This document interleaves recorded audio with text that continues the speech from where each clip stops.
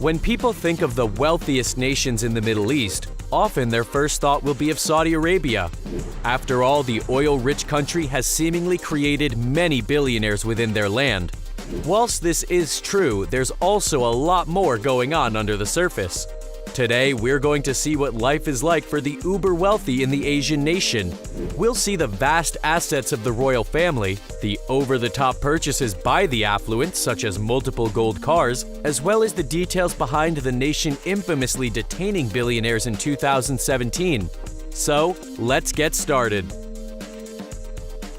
We can't talk about the richest folk in Saudi Arabia without mentioning the royal family.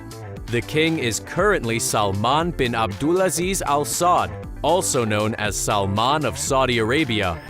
The title of Crown Prince, the second most prestigious title, is held by Mohammed bin Salman Al Saud.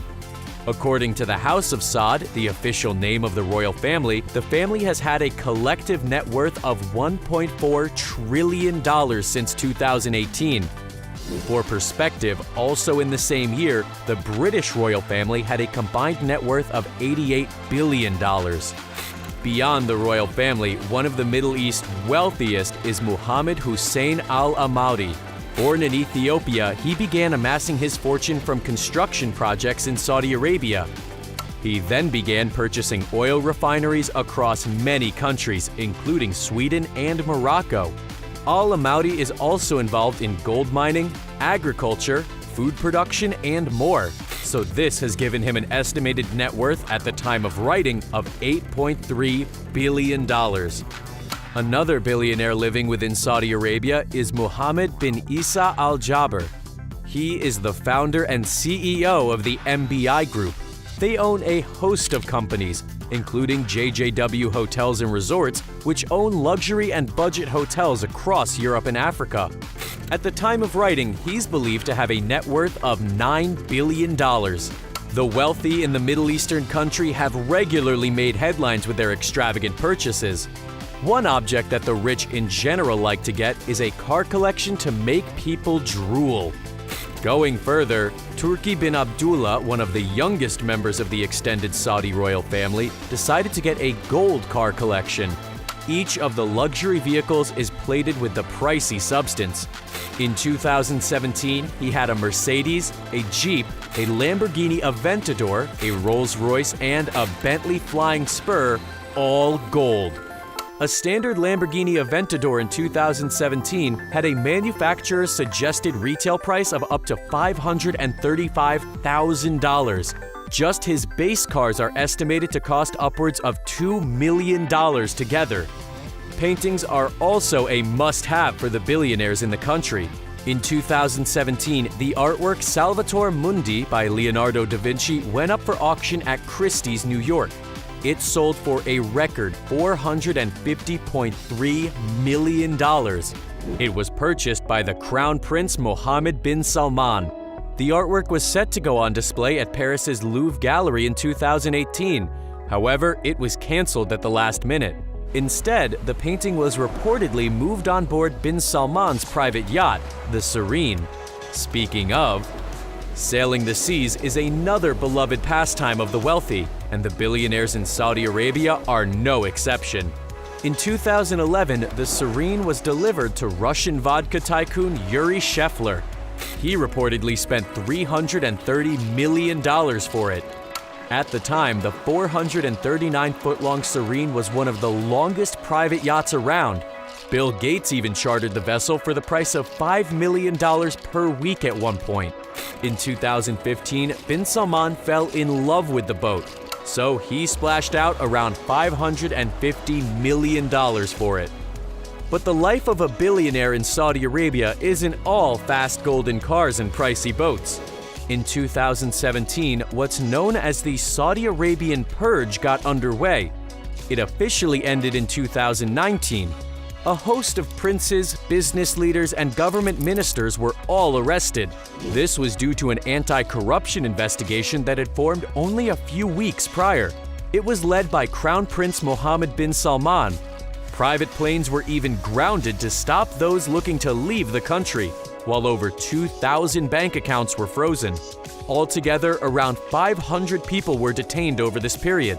The Ritz-Carlton Hotel in the capital city of Riyadh was evacuated of residents before being used to house the detainees, many of which spoke about their harsh treatment when under arrest. The Saudi authorities believed that $800 billion was used for corruption. In the end, they managed to get back $106 billion from settlements with detainees. Prince Miteb bin Abdullah, who up until 2017 served as the head of the National Guard, was reportedly released after paying more than $1 billion for his settlement. Due to the incident, Forbes decided to no longer showcase Saudi Arabian residents on their richest list from 2018 onwards. One of those that was also arrested was Prince Al-Walid bin Talal. He was well known as a billionaire investor and was often compared to Warren Buffett. While a part of the royal family, he often held views that they didn't, such as stating that women should drive in the country long before it came into effect. One of the companies he founded, Kingdom Holding Company, at the time of writing has a market cap value of $39.06 billion.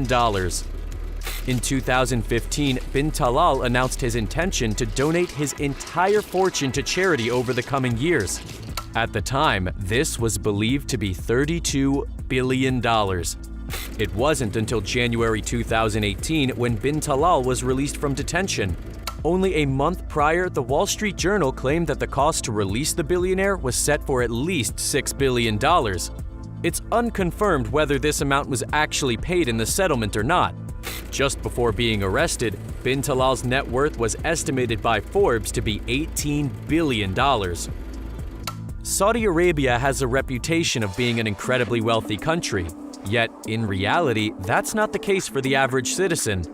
This is surprising when the nation has natural resources worth a massive $34.4 trillion. In 2013, Saudi Arabia had stated that the poverty line for the people was less than around $530 a month. At the time, it was estimated that between 2 to 4 million people were earning less than this. The Saudi government doesn't release the exact figures. As such, outside groups have had to make educated estimates. Only the year prior, the nation had brought in around $300 billion from its oil industry. The number of those in poverty increased during the recent global events when the unemployment rate reached 15.4%. But the authorities have been trying to combat this growing problem. The king during 2012, Abdullah bin Abdulaziz Al Saud, promised a cash injection for various projects to help offset this widening poverty gap.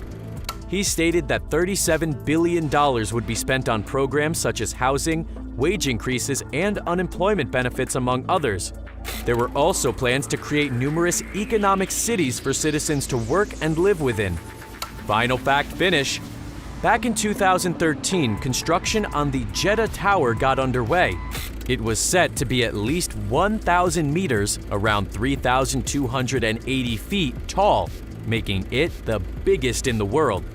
However, due to the infamous Saudi Arabia purge, construction has been postponed since 2018.